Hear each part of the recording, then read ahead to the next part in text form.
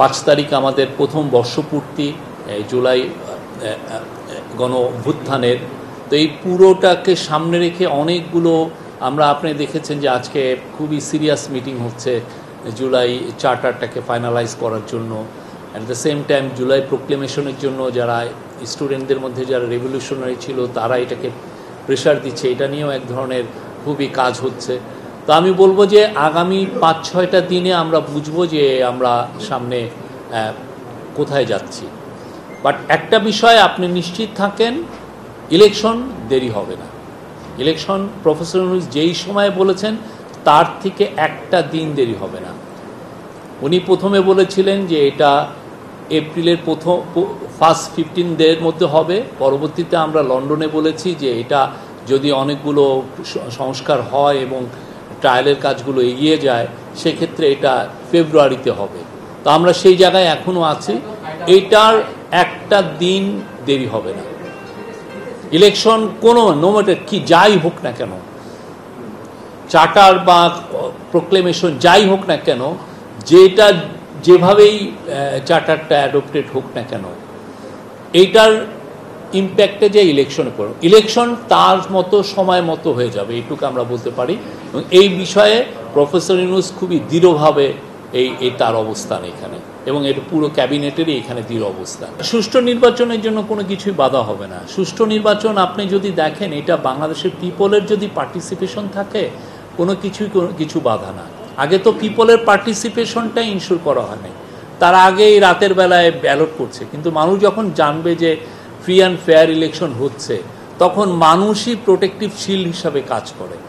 আপনি আমাদের 47,000 হচ্ছে নির্বাচনী কেন্দ্র, তার মধ্যে কয়টা পুলিশ অফিসার আমি দিতে পারবো, কয়জন পুলিশকে আমি দিতে পারবো, কয়জন আনসারকে দিতে পারবো? হ্যাঁ, কোনো দেশেই তো আনলিমিটেড রিসোর্স নেই, একটা দেশের কতজন পুলিশই বা থাকে। তো এইটার জন্য যখন নির্বাচনগুলো হয়, যখন দেখেন যে আমাদের সেই 1991 বা 96 বা 2001-এর ইলেকশন যেগুলো দেখেন, ওইখানে পুলিশ তো আরও কম ছিল।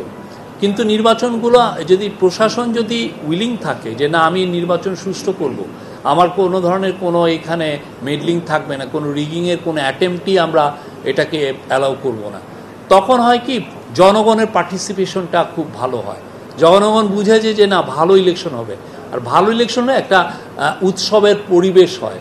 তখন আপনিও যান, আমিও যাই, আমি আমার ছেলেকে নিয়ে যাচ্ছি, উনি ওনার বাবাকে নিয়ে যাচ্ছেন, বৃদ্ধা মাকে নিয়ে যাচ্ছেন, সবাইয়ের কমিউনিটি পার্টিসিপেশন থাকলে ইলেকশনটা ফ্যান্টাস্টিক হবে। এবং আমরা আশা করি এই ইলেকশনটা খুবই উৎসবমুখর পরিবেশে ভালো ইলেকশন হবে।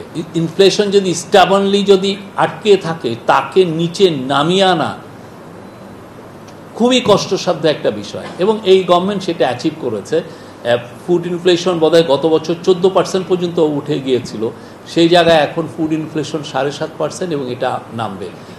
টাকা ডলারের এক্সচেঞ্জ রেট একটা স্ট্যাবল হয়েছে, রিজার্ভ বাড়ছে, এবং রিজার্ভ বাড়ে অবশ্যই আমরা আমাদের প্রবাসী ভাই বোনদেরকে ক্রেডিট দেই।